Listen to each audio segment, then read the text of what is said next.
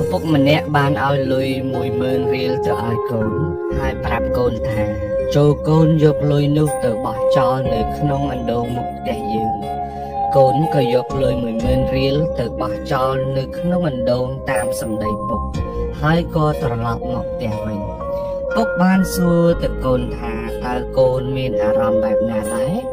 កូនក៏និយាយថាគ្មានអារម្មណ៍អីទេគឺអារម្មណ៍ធម្មតាព្រឹកស្អែកឪពុកដដែលបានឲ្យលុយកូនរហូតដល់20000រៀលហើយបានប្រាប់កូនថាចូលកូនយកលុយ20000រៀលនោះទៅបោះចោលនៅក្នុងអណ្ដូងដូចមុនពេលនោះកូនក៏យកលុយនោះទៅបោះចោលនៅក្នុងអណ្ដូងដូចមុនហើយក៏ត្រឡប់មករកឪពុកវិញឪពុកសួរថាតើកូនមានអារម្មណ៍បែបណាដែរកូនឆ្លើយដដែលថាគ្មានអារម្មណ៍អីទេអារម្មណ៍ធម្មតាលុះស្អែកឡើងឪពុកឲ្យក្រូចកូនចំនួន5ផ្លែហើយប្រាប់កូនថាចូលកូនយកក្រូចនោះទៅលក់ឲ្យអ្នកភូមិក្នុងមួយផ្លែគឺ1000រៀល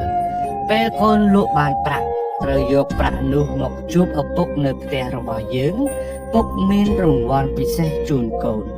កូនឮហើយក៏ប្រញាប់ចេញពីផ្ទះទៅលក់ផ្លែក្រូចតាមបណ្ដាំពុកកូនតូចដើរលក់ក្រូចតាំងពីព្រឹករហូតដល់ថ្ងៃត្រង់នៅក្នុងភូមិគឺសម្បូរក្រូចណាស់អ្នកភូមិមិនសូវអ្នកណាចង់ញ៉ាំក្រូចទេកូនតូចដើរលក់តាំងពីព្រឹករហូតដល់ថ្ងៃក្តៅខ្លាំងទីបំផុតគេក៏លក់បានប្រាក់ចំនួន5000រៀលក្មេងតូចអរណាស់ក៏ត្រឡប់មកផ្ទះវិញដើម្បីជួបឪពុករបស់គេពុកបានឃើញសភាពកូនដើរកាត់ថ្ងៃក្តៅញើសជោគខ្លួននៅក្នុងដៃមានលុយចំនួន5000រៀលពីការលក់ក្រូចនៅក្នុងភូមិពេលនោះពុកបានប្រាប់ទៅកូនវិញថាចូលកូនយកលុយ5000រៀលទៅបោះចោលនៅក្នុងអណ្ដូងដូចមុនកូនតូចក៏យកលុយនោះទៅបោះចោលនៅក្នុងអណ្ដូងដូចមុនហើយត្រឡប់មកជួបឪពុកវិញពេលនោះកូនតូចស្រាប់តែយំតែម្ដងពុកក៏បានសួរថាហេតុអ្វីបានកូនយំកូនឆ្លើយថា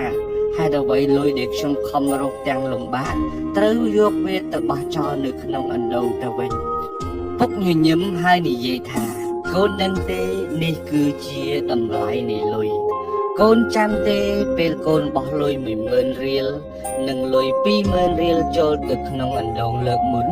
ហេតុអ្វីបានជាកូនមិនយំព្រោះលុយនោះមិនមែនជាលុយដែលកូនខំប្រឹងរកវាដោយលំបាកនោះទេម្ល៉េះហើយកូនចាយដោយគ្មានអារម្មណ៍ថាសោកស្ដាយ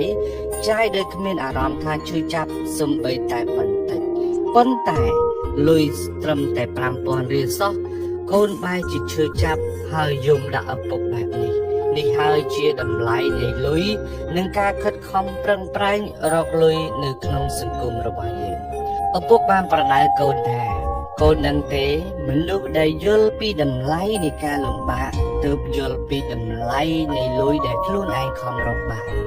កូនត្រូវចាំថាលុយដែលកូនរកបានគឺត្រូវយកជីវិតយកពេលវេលាយកការលំបាកទៅបដូរពេលកូនចាយសូមគិតដល់គ្រាដែលកូនរកផងកូនត្រូវចាំថាទ្រព្យគេទ្រព្យយើងសុទ្ធតែមានតម្លៃកូនគុំបំពេញទ្រព្យអ្នកដទៃដើម្បីសោយសុខមនុស្សបែបនេះរស់នៅគ្មានគុណធម៌ទេកូនត្រូវយកចិត្តគេដាក់ចិត្តយើងបាត់បង់ទ្រព្យយើងឈឺចាប់គេបាត់បង់ទ្រព្យគេក៏ឈឺចាប់ដូចគ្នាយើងកុំបំផ្លាញអ្នកដទៃដើម្បីឲ្យខ្លួនឯងរីកចម្រើន